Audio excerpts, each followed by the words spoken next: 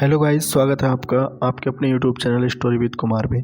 दोस्तों, आज मैं आपके लिए एक और नई कहानी लेकर आया हूं जिसका टाइटल है जादुई पतीला।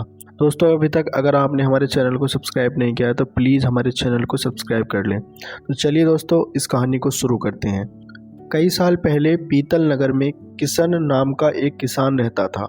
वह गाँव के एक जमींदार के खेत पर काम करके किसी तरह अपना घर चला रहा था। पहले किशन के भी खेत थे, लेकिन उसके पिता के बीमार होने के कारण उसे अपने सारे खेत बेचने पड़े। मजदूरी में मिलने वाले पैसों से पिता का इलाज कराना और घर का खर्च चलाना मुश्किल हो रहा था। वो हर दिन सोचता कि कैसे घर की स्थिति को बेहतर किया जाए। आज भी इसी सोच के साथ किशन सुबह सुबह जमींदार के खेत पर काम करने के लिए निकल जाता है। खुदाई करते समय उसकी कुदाल किसी धातु से टकराई और तेज आवाज़ आई। किशन के मन में हुआ कि आखिर ऐसा क्या है यहाँ। उसने तुरंत उस हिस्से को खोदा तो वहाँ से एक बड़ा सा पतीला निकला। पतीला देखकर किशन दुखी हो गया।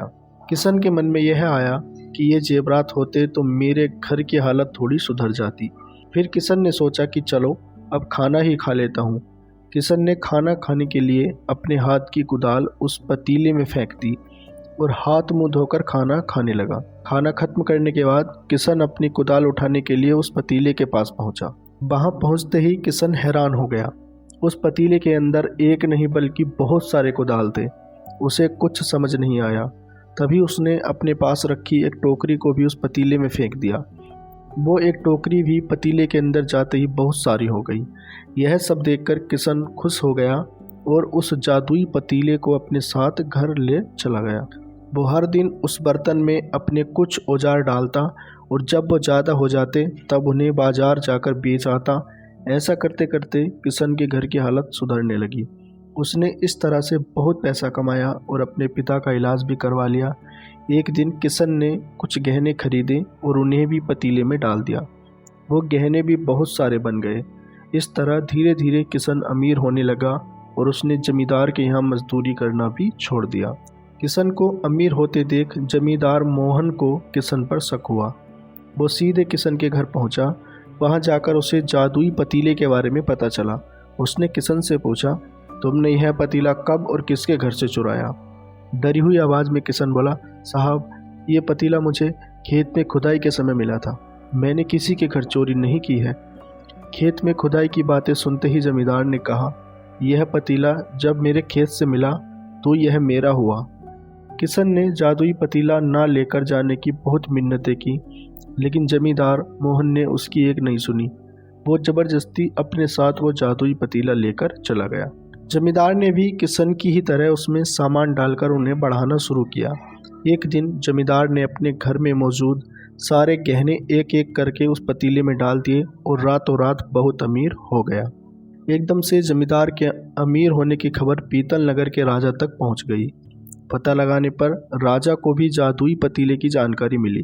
फिर क्या था, राजा ने तुरंत अपने लोगों को भेजकर जमींदार के यहाँ से वो पतीला राजमहल मंगवा लिया। राजमहल में उस जादुई पतीले के पहुँचते ही राजा ने अपने आसपास मौजूद सामान को उसमें डालना शुरू कर दिया। सामान को बढ़ता देखकर राजा दंग रह गया। होते होते आखिर में राजा खुद उस पतीले के अंदर चला गया। देखते ही देखते उस पतीले से बहुत सारे राजा निकल आए। पतीले से निकला हर राजा बोलता, मैं पीतल नगर का असली राजा हूँ। तुम्हें तो इस जादुई पतीले ने बनाया है। ऐसा होते होते सारे राजा आपस में लड़ने लगे और लड़कर मर गए। लड़ाई के दौरान वो जादुई पतीला भी टूट गया। जादुई पतीले के कारण राजमहल में हुई इस भयानक लड़ाई के बारे में नगर में सबको पता चल गया। इस बात की जानकारी मिलते ही मजदूर किशन और जमींदार मोहन ने सोचा, अच्छा हुआ कि हमने उस जादुई पतीले का इस्तेमाल सही से किया। उस राजा ने अपनी मूर्खता के कारण अपनी जान ही खो दी।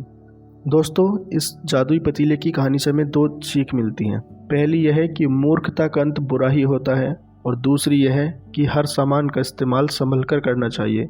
कभी कभी यह बहुत ही ज़्यादा हानिकारक हो सकता है। दोस्तों, आपको ये स्टोरी कैसी लगी हमें कमेंट में ज़रूर बताएं और इस वीडियो को लाइक करें और अपने सभी दोस्तों के साथ में शेयर करें। तो दोस्तों, मिलते हैं आपसे एक और स्टोरी के साथ। तब तक के लिए bye bye and take care.